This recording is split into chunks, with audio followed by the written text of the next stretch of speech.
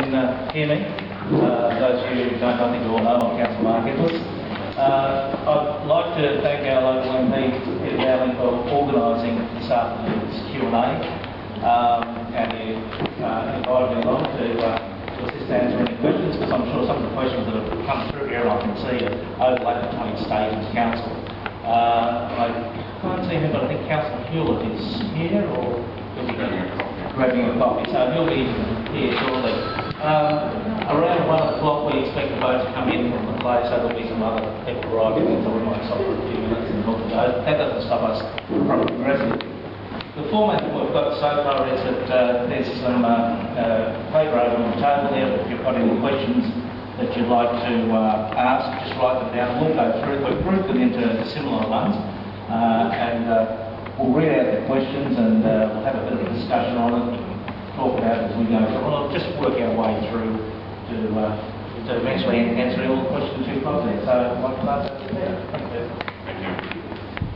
Would you mind acknowledging Councilor Edwards with a round of applause, please? Yay. It's great to be here, and I thought this was probably the easiest format to use. It was get a hall. There's lots of talk around, as there always is on the island, on any given range of issues. The PDA is drawing to a natural conclusion, so I thought we'd probably talk about the PDA and the B word, bridge, dare I say. It's been bandied around, so happy to have that conversation. There's also talk around cable barges and short barges. There's a whole host of issues that have been simmering around the islands for a very long time. Those of you who know me know that long before I ever got into council, my mum lived on Carra for many years, and I went there for all my holidays. So my wife owns land there. I've owned property on the islands off and on over the years, so I do kind of get it. I've never lived out here. That's the only thing I haven't done. I've never lived on the Bay Islands, so I don't know, the joy that is loading things on and off a boat and bad weather and all the rest of it, and the cost. But what I used to say in the old days, and no one's convinced me yet that I'm wrong, before we sort of run through a proper agenda and run through the questions, is think about this. From a government point of view, it's about providing services. I've got to provide services. From my point of view, it's education, it's health, it's law and order, it's transport, it's main roads, those types of issues. From a council point of view, it's again about service delivery, but that service is about libraries, it's about parks, it's about roads, the minor roads, it's about all of those types of services. And then, of course, at a federal level, there's not that much actual on-the-ground involvement from a federal point of view. So there's a lot of overlap. The point I was going to make was that growing up or living between the island and the mainland and coming here often, how does a government provide services to a remote community such as the islands? There are cost pressures because every time council or state sends a representative across to the islands, it costs money and it costs time. So the cost of servicing the islands is horrendous, and my challenge to you is, how is government going to provide service when there are 22,000 people living on the islands, and that's the projected population for the islands. So if you think in those terms, that's the challenge that faces myself and Mark, is how we provide services for all those people into the future. Come on, you're more than welcome. Now, the PDA, the Priority Development Area, it was conceived initially in order to try and facilitate the Commonwealth Games Village down on the Gold Coast. And as a state government, we knew how painful it was dealing with local government in getting planning applications through. We know that, don't we, how challenging councils are and the process. So we had to circumvent that, and we had to put some constraints in and around that, but we had to make it so that we could build a Commonwealth Games Village in a very short time frame. The government now saw the wisdom in utilising that strategy to resolve other issues around Queensland. Lots of councils had lots of issues, and it was driven by council. Council saw an area where they needed to work, where they had an opportunity to improve circumstances that ordinarily they couldn't. The waterfront at Wynham Creek is largely owned and controlled by state government. Some of the holdings are by council, and then there's some private land holdings. It is a transport hub, it is a car park, it is a marina, it is a foreshore parkland, it is a barge departure point. So it's a lot of things to a lot of people, but can I tell you, it's ugly, it's dysfunctional, it doesn't work for you, it doesn't work for me, it doesn't work for the people who live at Redland Bay. So council saw an opportunity there to try and resolve that issue once and for all by approaching the state government and having it declared a priority development area, or a PDA. The state government did that, and obviously enough I was pushing Jeff Senior, the Deputy Premier and Minister responsible for infrastructure and planning, who has carriage of the PDA. Council also did the same thing at Toondah Harbour, and I probably won't dwell on Toondah Harbour, but if anyone does have a question, I have a limited working knowledge of what's going on up there, but happy to sort of field that for you. But with the Wynham Creek PDA, it's a once-in-a-lifetime opportunity to try and resolve all of the planning conflicts, and there are conflicts. There are people who want to go down there and enjoy the waterfront. There are people who have to go down there because it's their transport hub home to the Southern Bay Islands. There are people who go there because they're boaties and they want to launch a boat and go fishing out in Moreton Bay. So you start to see all of the conflicts. We went to community, this is basically the timeline, it was declared in May last year, and we have 12 months to resolve a planning scheme and to resolve some strategies and some options to go forward with. We went out to community late last year. We came to this very hall and we had a public forum where we said, right, here's a blank canvas. What does Wynham Creek mean to you, and what is it that you require from it? And by and large, the answer from the Bay Islanders was, it's your car park, it is your transport hub, it's your connection to the mainland, and that was your overarching priority and need. So we got that. Others had different needs. The boaties wanted better ramps, better parking for ramps.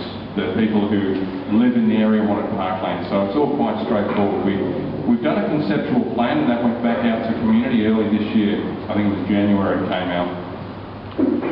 Again, we took it on the road. We came back here and we did one at Redland Bay and said, right, this is kind of what you've told us, and this is how we think it can work together, but it's not cast in stone. So when you saw that plan, there were bits of it that were wrong, there were bits of it that caused unrest in Orchard Beach, and there were bits that caused unrest with the boat club, and there were bits that caused unrest with residents, and bits of course that caused unrest with islanders. So it's a case of, that's a starting point. We'll now go to market once we finalise some of the feedback that we got, because some of the things quite obviously needed to change.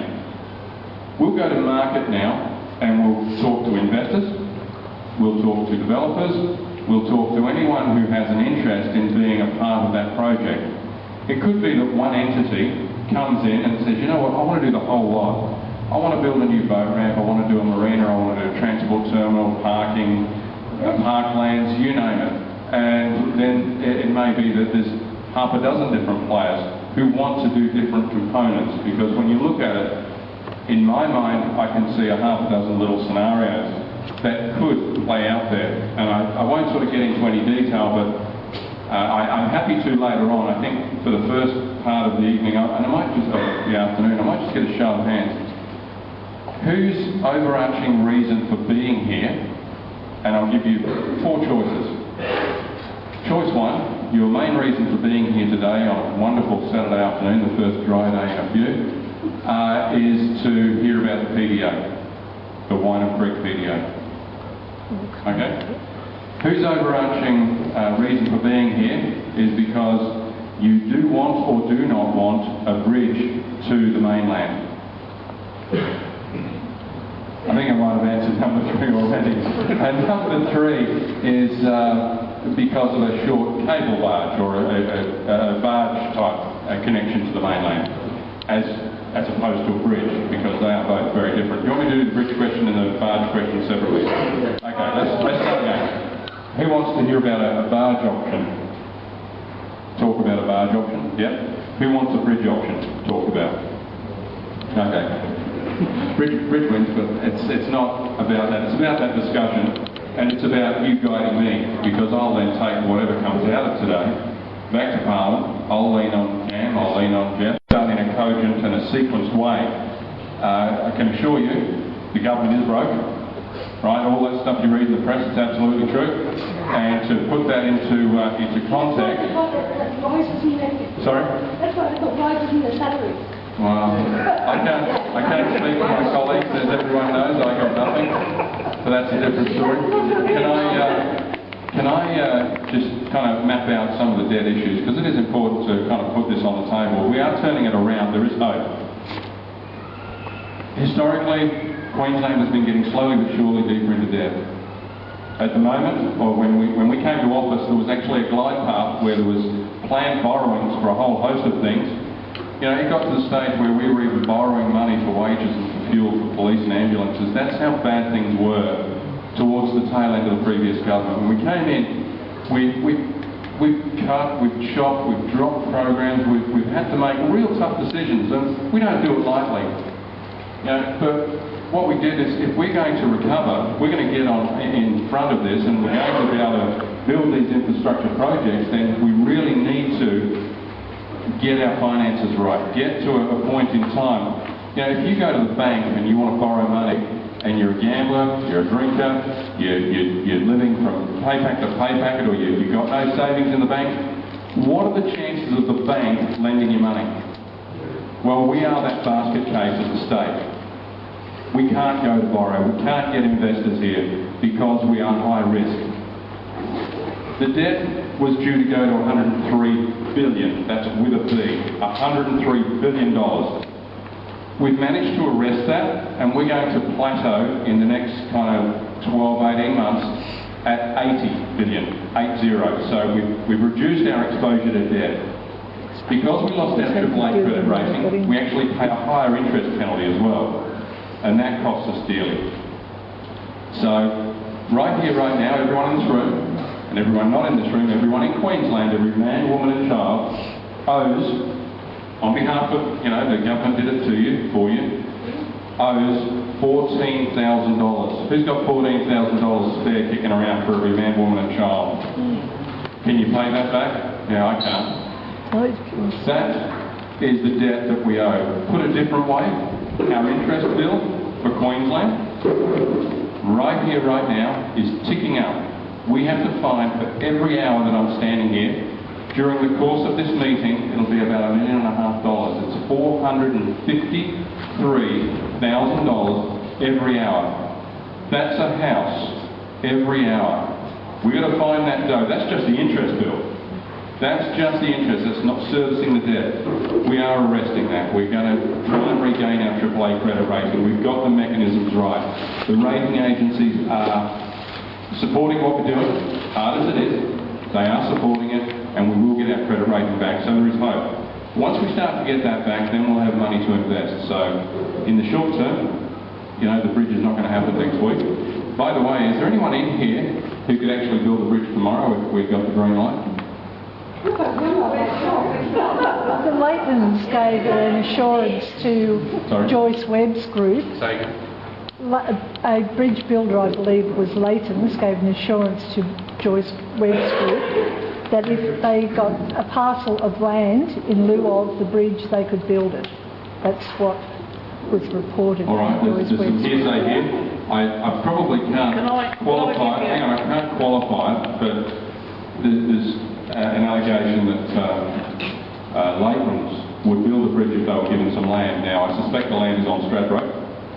But that's normally the cash cow, is they want to go to Stratty. Can I assure you that if, as a community, you tell me that you want a bridge to Stradbroke Island, I can assure you it will never happen. No. Ordinarily I don't use the N word, but in this instance, you will be smashed. You will not get any support in the community for a bridge to Stradbroke Island. This wasn't, and if I can, it wasn't Stradbroke, it was Russell. Please. Russell we can do, Stratty we can't do. I just want Mark to hold up a plan and I'll explain to you in real terms.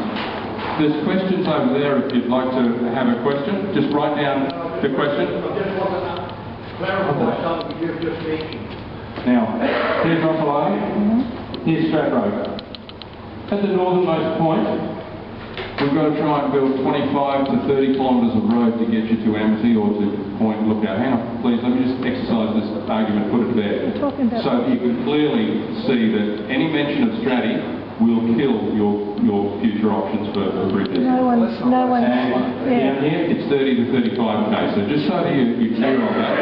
But the land, there is no magic block of land anywhere for Lakers that I'm aware of that could build a bridge. But if you want to furnish me with some details, happy to go there. You got 11,000 blocks of land back from... No, Council has. Yes. 11,000 blocks of land which with the state government and council agreed in 1993 when they decided to arrest development on the islands here, that once they got that land back they would reconfigure it and put it back on the market.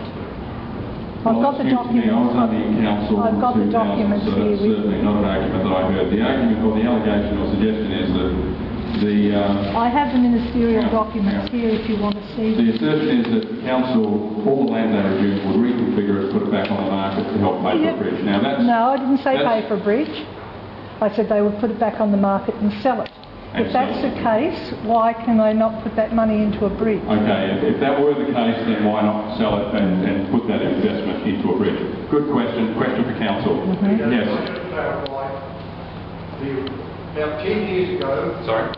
About 10 years ago, Ballstone and Hornibrook made an offer to build a bridge to Russell.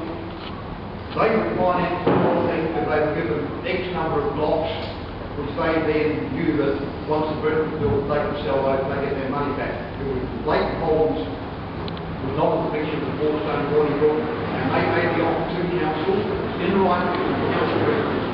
Okay, well I was on council 10 years ago. That offer never came past my desk, but anyway. But as I understand it, talking to a member of the family, Hornibrook family, the offer is still... Yeah, no, that's ideal. If they want to come and talk to council, then that's a conversation that can be had. There's no doubt about that. But the challenge that I face is I not only represent Russell Island, and at the moment the majority of people in this room I imagine are from Russell because the boat will arrive in about 5 minutes from the other islands. Who here is from Russell Island? Show of hands. Who here is from any other island? Okay, so very much the majority from Russell. And Russell is the island I suppose most interested and most keen on having a bridge. Not everyone, I grant it.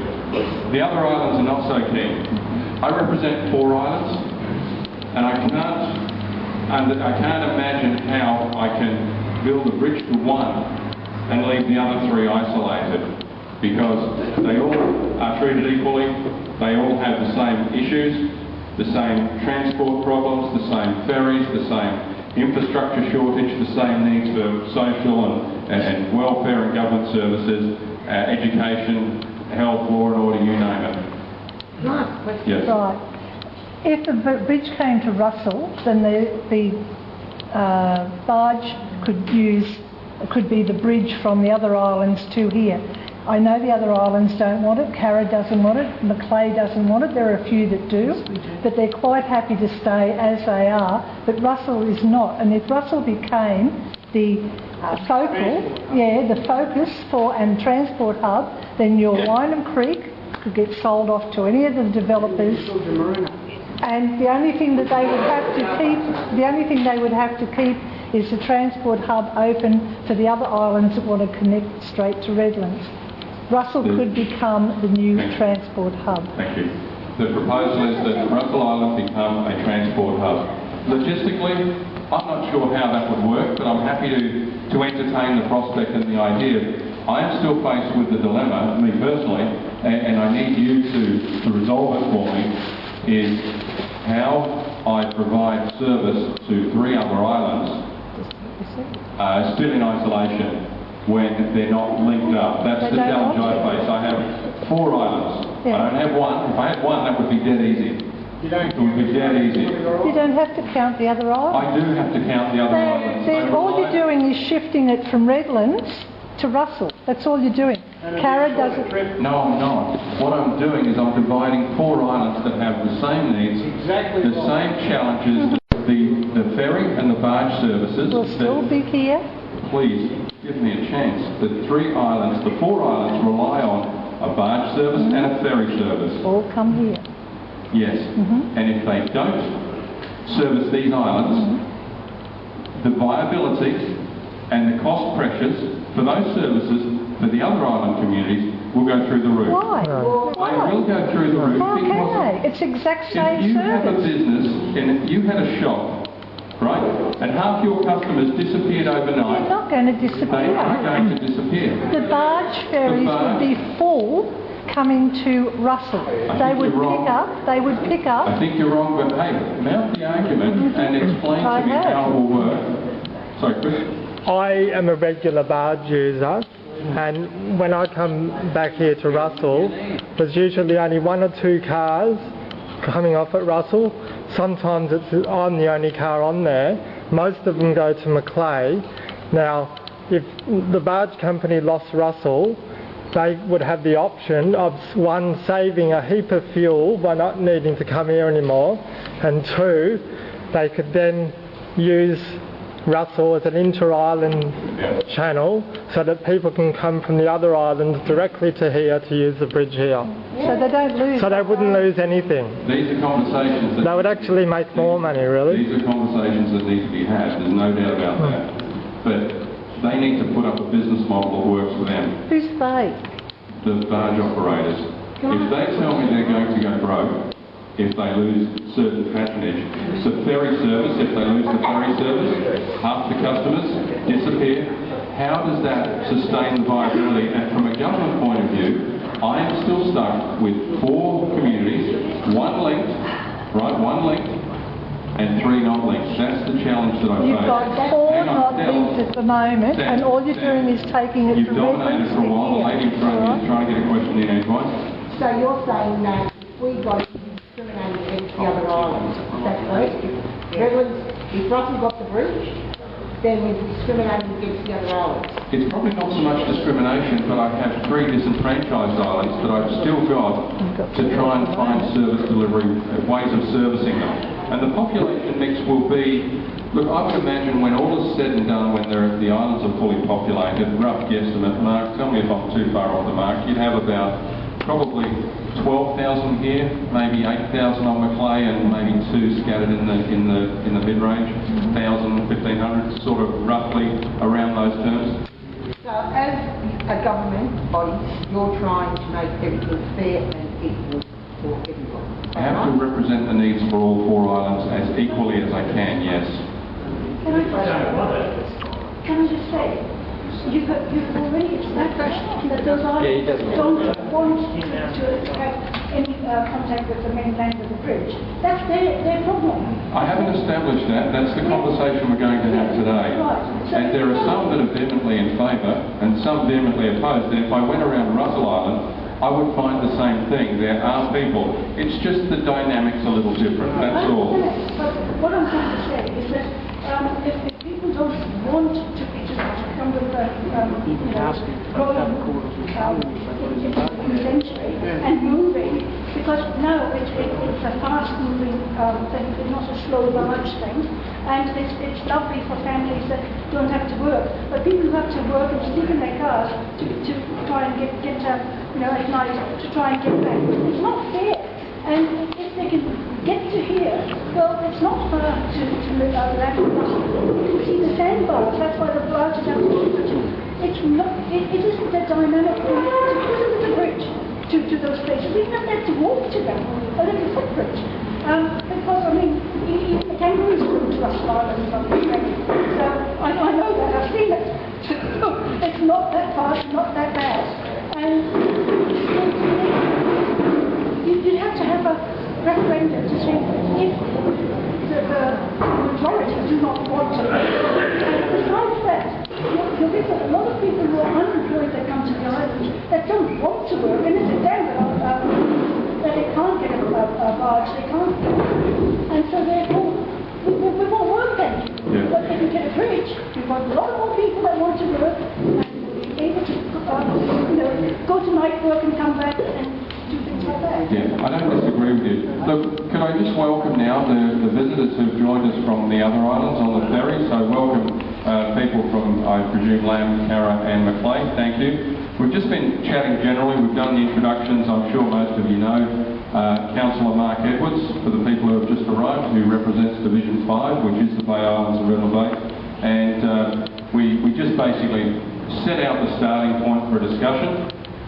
We've talked about, just very quickly, the timeline of the PDA, where we're at. We're going to expressions of interest as the next phase. We haven't talked in any detail.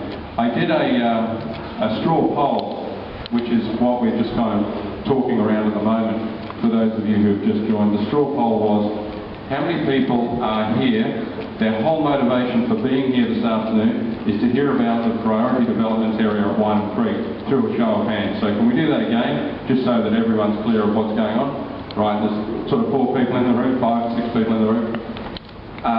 The second question was the B word, about bridging or not bridging the Bay Islands, and there's 2 separate questions we're going to ask. One is bridge, and one is short barge or cable barge type service. So the show of hands for those who are here wholly and solely to hear about a bridge solution to the Bay Islands.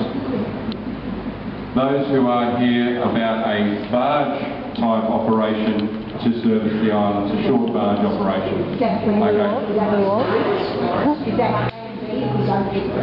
question is that plan B if we don't get the bridge? I think there's probably a reasoned argument that suggests that maybe as a starting point, a shorter barge connection that actually could formalise into a bridge down the line might be part of the solution, because you build your road infrastructure down to the water's edge. So maybe that's part of the discussion that will come out today. So then, it all up and rebuild it to make it go up. no, it'd all work. It's engineering. The engineers are fantastic people. They can solve anything. Now, we were just in the middle of some Q&A around bridge barge for and against.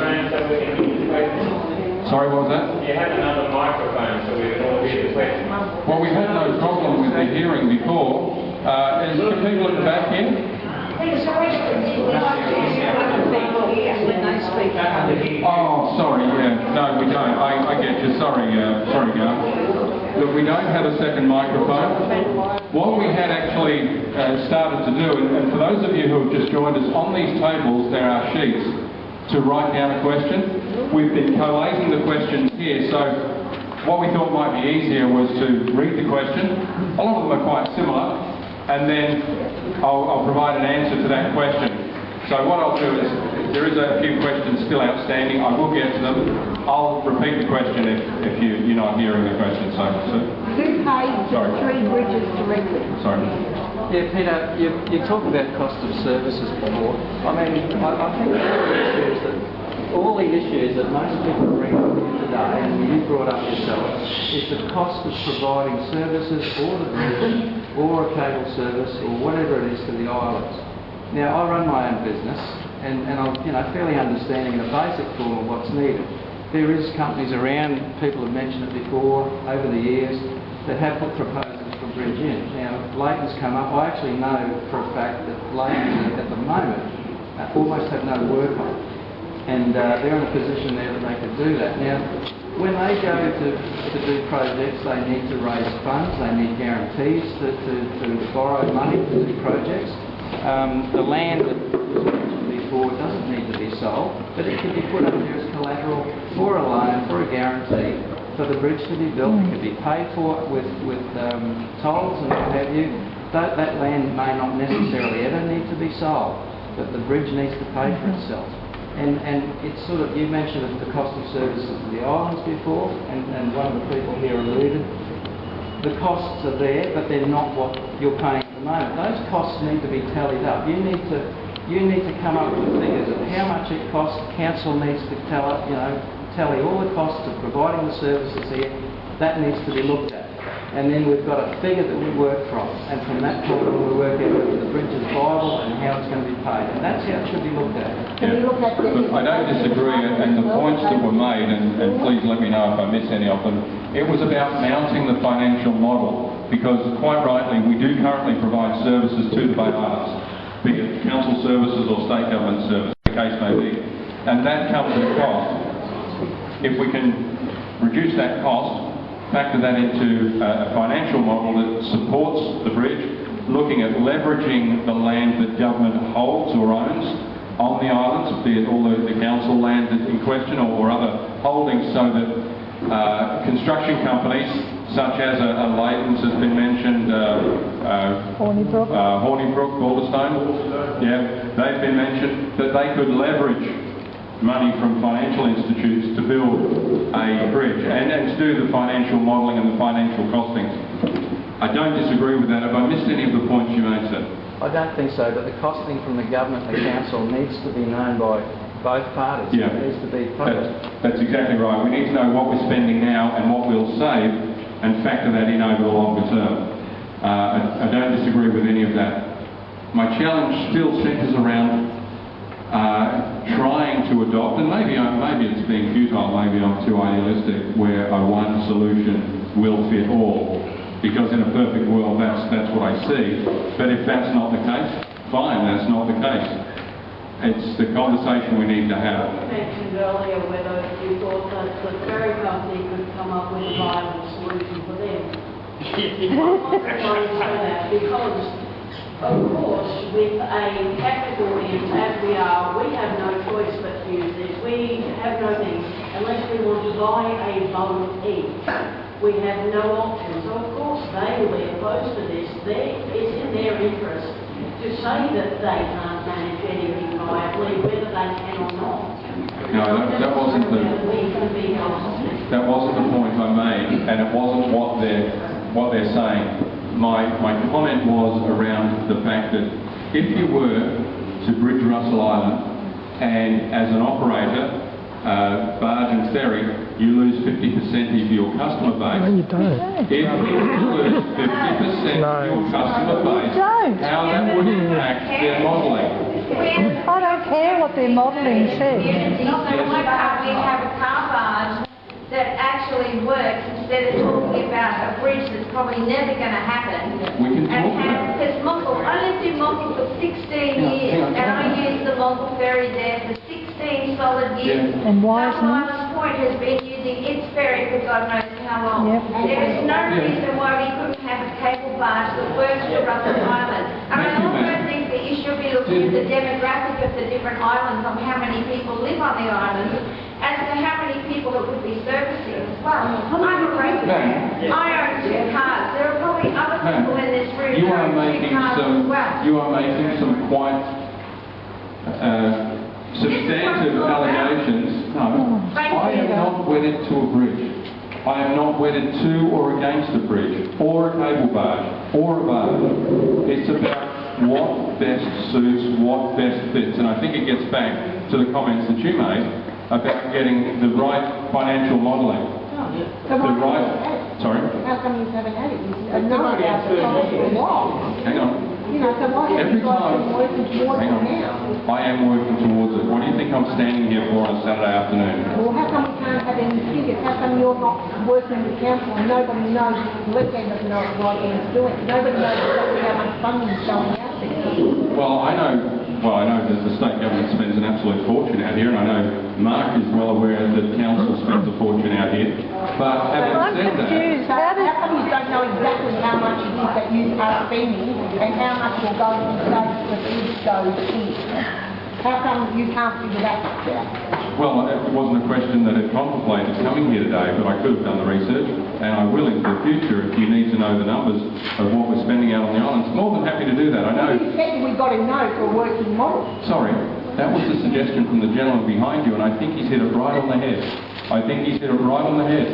We need to know how much a bridge is going to cost. And I hear from the island rhetoric, I've heard allegedly from Leighton's, I've heard allegedly from Balderstone, that a bridge will cost $100 and such million. There was a council report that suggested it was $150 $110 million off the southern end, part causeway, part barge, but I've yet to see a final sum that has that. We throw numbers Peter, around. where do we get that sum from? From Peter's council when they're all green. Short barge, can I suggest, that's completely wrong, but you tell me where you got 25 million, and this is part of the discussion we need to have. The GHD study said 25 million for the short barge into Rocky Point from underneath the power line to causeways or low bridges.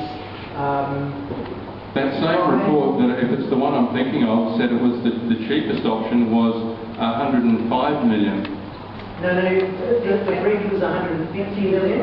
Okay, so that's a bridge, the cable barge underneath the power lines with low bridges is about 25 million. I think it's And the thing that 22 and a half. And the thing that lacked was any road infrastructure at either end. It included the road. GHD included it. I'll give you some true figures from the GHD report. Here we go. The total cost 25.9 million. Say again. $13 million I can't. for the causeway, 10 million for the roads on the other side, the upper end of the interdict track, and 3 million for the roading of Russell Island. Total 25.9 million. That's the figure in the GHD report. Well, I can assure you.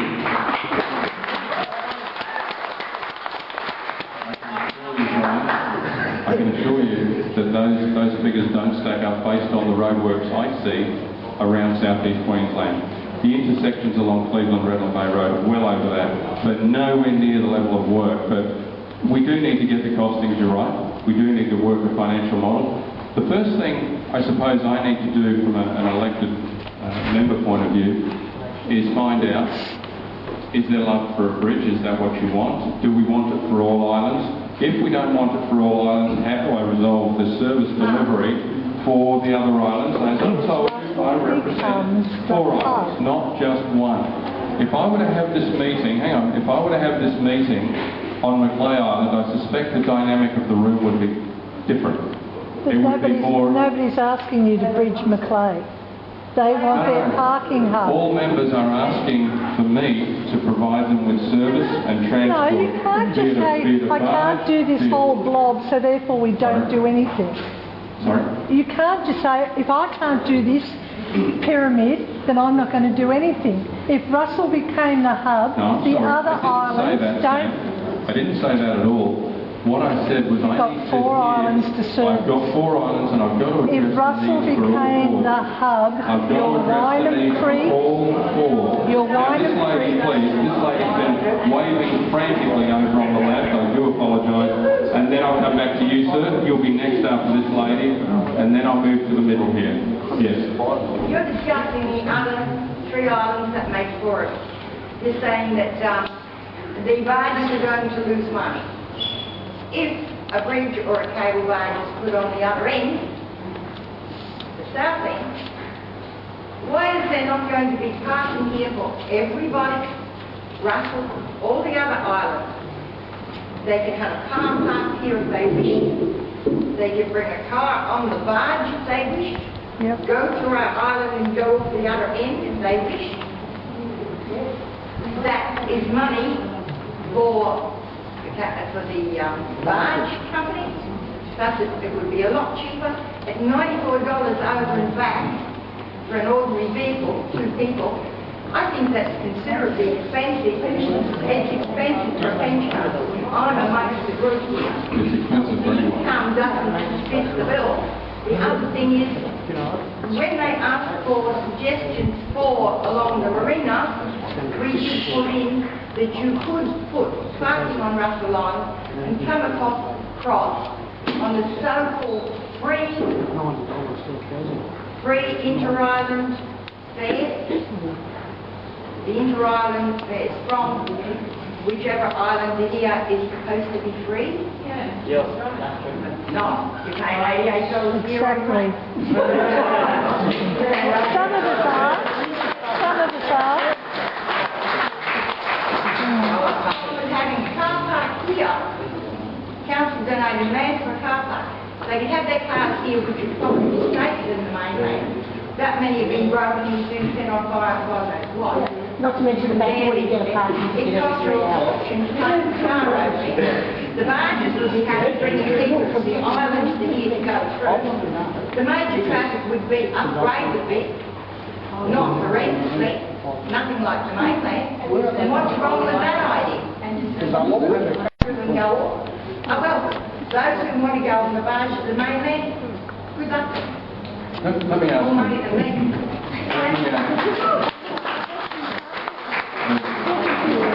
The statement also the question, and I don't disagree with the sentiment. I probably hear that time and time again throughout the room if I were to ask you.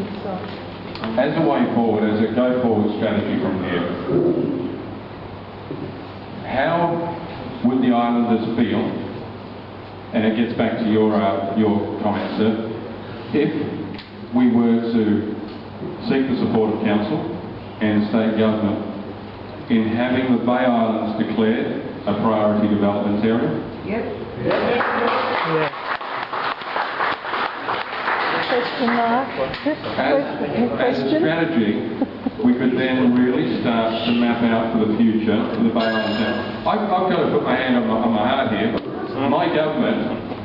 My government is responsible for largely creating this problem, and every subsequent government has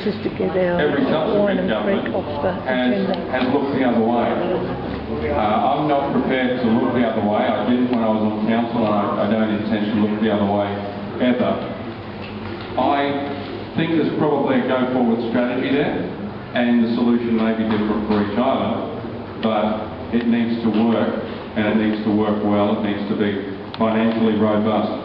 The argument about running down to Woongoolba, I think is flawed right from the off, because if I'm just throwing it out there, okay, I'm not wedded to it, I haven't got it cast in stone, but if I was the Gold Coast City Council, in all honesty, the last thing I would want is, you know, a couple of thousand vehicles wandering through from sort of Jake as well, up to the highway, when they don't contribute a damn cent to my government, my local government area, as in the Gold Coast. Hang on. No ratepayers use that. But if I were to join up to Redlands, Redlands has skin in the game. So I think that's one of the first things we need to kind of rationalise. And I've heard the argument, in actual fact, it's one of the questions on the sheet here, about being your own council. The Bay Islands just being your own individual council. I think that's problematic. I don't think it's financially robust, and that's basically, as I understand what the Minister came back with. Is it financially robust? Can it happen? And I think the answer to that is no. But sir, in the red and white stripes, you had a question? If we are going to have 20,000 people on these islands, then the current system we have in barge and taxis is not going to work. No, that's Yes. right. Just look at how the queues are in the morning. Yes. It is not going to work. So I'm actually asking, start planning. That takes 5 years to plan for Bridge Causeway. And if we are not starting now, then we are still 5 years, and then 5 years. So there will be 10 years it's going to take to get that bridge and causeway. Sir, I don't disagree with you, and it gets back to the Queensland plan that we have been working on for the last 6 months or so. That is getting close to its finality, and that Queensland plan maps out what it is we want in Queensland, what is our lifestyle requirements and needs from a whole suite of things, part of which is livability, sustainability, and the Bay Islands argument needs to be put front and centre on that, because they have been left behind for 30 years. There's no doubt about that. They were conceived, and I use this as a broad term, they were chopped up on the proviso of being linked by a bridge, and that fell off the table, as we all know. If you've done a little history, done a little research, the Leave Stradian Bridge campaign killed off the bridge to the Bay Islands, and that's something then that when it stopped, we need to find a resolution, we need to find a way forward. And I think it needs to fit into that 30-year plan. Go. Yeah, thank you, Peter. Peter, 2 questions if I can. Firstly, that there appears to be a double dipping here. Islanders have given their idea of William Creek and the necessity to park. But I have been chair of your branch at Redland Bay, as you know, and I've seen some plans for parking for islanders on Panican Island. No. Can you elaborate on those plans that you have? All right, it's high praise. It's not praise at all, Peter. No. Okay. It's actually just an idea, a thought bubble, if you will, that I've had. And it gets to the issue of short barges. When the short barges were first proposed to go down to the southern bank of the Logan River and or through to Rocky Passage Road in the bottom end of Redland City, the short barge concept has merit. There's no doubt about that, because the short barge, quicker turnaround, cheaper prices, more people use it, less pressure on everything else. So it does have merit. And what I then started to look at, and it's often the case, it's not where an idea starts, it's where it ends. Can I, Mark, before you row sideways, I need your help again. Can you hold up that magic plane, please? I looked at where the land masses of the mainland are closest to the islands. And if you look here, there's this fairly large green dot. It's called Panican Island. Now, It's not an island, it's a it's a mudflat. Sorry? It's underwater at high tide. Yeah, that's fine. That's fine. Most of the bay goes underwater at high tide and low tide for that matter, but it doesn't stop you building things on it or over it. It has no bedrock. So that's there's an opportunity that I see that you could go across the Panican Island, or you could come across from the bottom and shorten up the barge service into the Bay Islands here by basically somewhere adjacent to the W's. That theory needs to be tested. As I said, it was a thought bubble, and that's what I showed Gail in my office one day. I thought, how would that work? What do you reckon? It's not a position of the government. It's not something I'm wedded to, but it's something that I looked at and I exercised my mind on.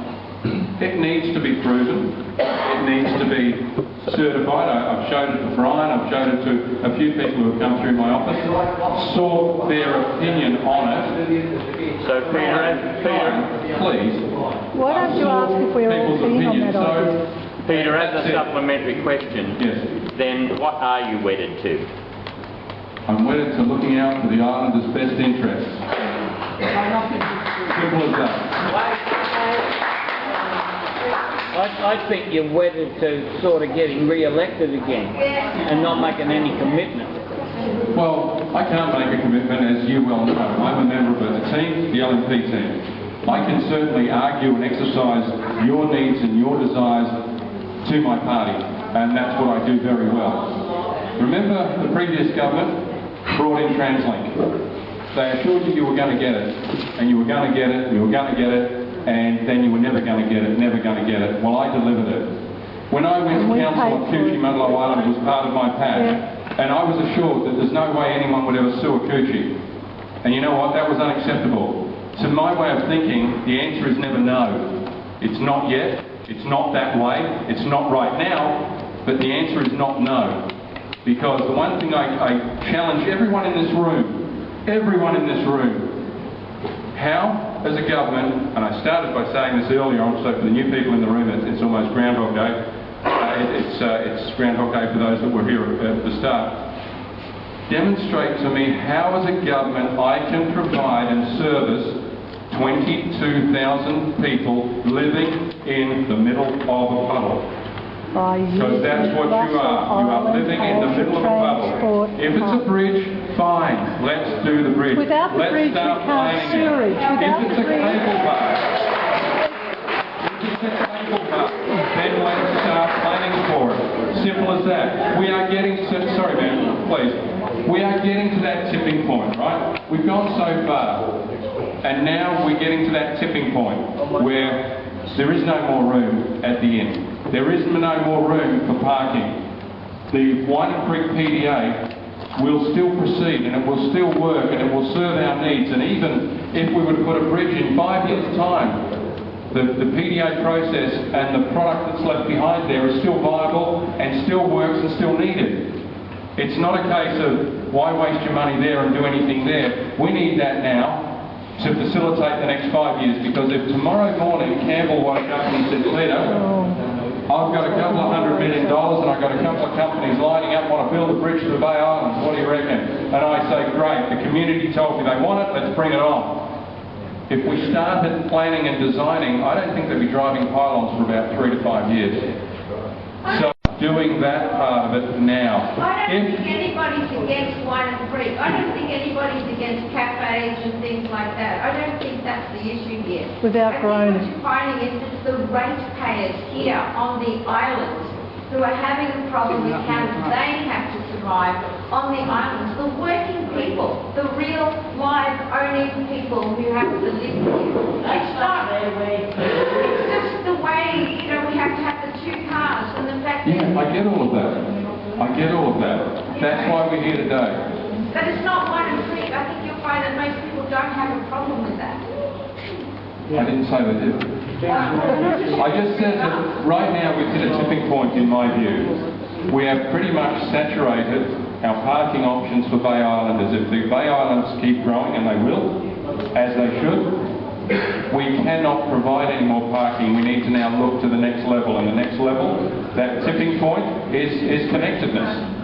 Whether it's a bridge, whether it's a cable barge. Can I tell you, I actually, when I was on council, I had this argument or this discussion with then, it was John McKell, who was Transport Minister for a while, and Paul Lucas, who was Transport Minister for a while I was on council. And I said to them, what's your forward plan for the Bay Islands? He said, it's not a bridge. Both of them said, it's not a bridge. I said, okay, you told me what it's not, what is it? And they had no plan, and there is no plan. There was a plan. That's it. There's lots of thought bubbles, lots of conversation. But if your direction to me today, whatever that is, I will take that back, and I will see if I can get a matter of public interest, an MPI.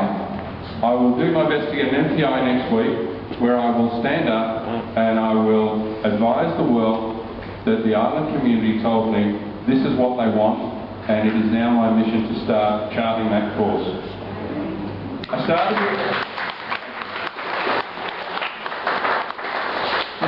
with TransLink, delivered. Well, but Peter, we can't afford, every time you do something, it costs us a huge amount of money. We're working on delivering that, and that will improve the whole throughput, your parking options and your lifestyle coming through Wine and Creek. The next thing may be a bridge, maybe a cable barge, maybe a tunnel, maybe a rail spur, who knows? Sorry. I'm sorry. Please, start again. You remember we agreed when we were told, move down the front of the boat, please, stuff on the mud, we don't go stand up the front, you push the boat up. The old mono. Yeah. We actually can't wear it. What do you mean it can't wear it? Well, it can't. It's true now. It won't take all the hooks down there, and it's true shower. Seriously? And it's shower last time. Yeah, it is. There's a rock vein. All you've got to do is dredge that rock vein out. If you've got to widen it, you've got to widen it. There is nothing that we can't do. There's no way you can't engineer a solution for it. Simple as that. It's millions, if not billions of dollars, Please. as opposed to putting it into a bridge. Time out. There's 2 or 3 questions. One is, just spend that money on a bridge. Can I assure you the cost of widening that creek is a fraction. Just a fraction, and we need it now. The bridge, if we said yes tomorrow, we won't see a bridge for 5 to 10 years. Good. That's the plain and simple reality of it. But we need the creek to service the island now. So that's why there's the priority there. The cost of parking. The cost of parking right here, right now, just by way of a bit of explanation, and then I'll answer your question. That's right. Right here, right now, there are 444 people who pay to park in the enclosure, in that compound. The waiting list used to be at 500. Is it still around that 500 mark? It's come down a little. There's 300 or 400 waiting to get on that list? Yeah. So there are X number of people, probably 600, 700, 800 people right here, right now, who are prepared to pay for parking for their reserved spot. And that's fine. Good on them. Do you know what? Wouldn't need it if you had a bridge to the There is 600 people that are provided for external to that compound, be it Banana Street, be it down by the fishing club, be it next to the thing. Those car parks, when you add them all up, council/government is providing for 1,104, I think it was. Is it 1,100? Hang on. Please, would you mind just please let me finish the answer? I have a question and I'm going to answer it. There are 1,100. One Creek is about 1,450. Thank you, that's right. And council's portion of that is about 1,200. I can only go by the Cardno report that's been provided to me by council, so well, if you'd like to take somewhere between 1,000 and 1,200 and get on with it. Is 1,450. Fantastic, good on you. There are, right here, right now on paper, 1,100 car parks provided. But let's take Robin's number and let's just say, for the sake of discussion, there are 1,500 car parks being provided, be it in the compound or be it outside and on the road. Let's just say 1,500 for the sake of discussion. No, that's what's being provided here and now. It's not adequate. The projections are that we need 2,500. Right, I accept that. I understand that. I get that. Right here, right now, council provides 1,500 car parks, of which there is 500, just under 500 that are paying for parking in the compound. I've not even counted or considered those that park on private property throughout that precinct, because there are quite a few of those that are not even in the mix. That From a council point of view, includes those. That 1,450 number includes the private. So, thanks Robin for misleading us. That 1,400 apparently includes the private parking in the yards. That's what I said. 1,200 are council. The total parking. I said 1,100. Oh, for God's sake. The split between paid parking and free parking. Anywhere between 1,200 and 1,500, let's call it that. Robin, thank you very much. Okay, let's start again. 1,500 are being provided, apparently some in private. The 1,100 is in council control ownership of some form or another. When you look to the precinct behind, or where the cadets are, down off, it's Meisner as it runs around the bend. You know the car park I mean, where the cadets are currently. When you remove the cadets out of there, you have a significant footprint that you can utilise, because there's a fair bit of ground, that's not utilised beyond the bollards, and there's a fair bit of land involved in where the cadets and the dragons are. That area, I've done the calculations. Apparently, in order to build multi-storey car park, you need 35 square metres. So, when you do the calculations, slab on ground, we could build on that parcel of land alone 500 car parks. Why? So 3 levels. Why, when you can build a bridge? Okay, the difference is, ma'am, you want to interject along the front row? Do you want to hear the answer to your question why? I'm listening, actually. Okay.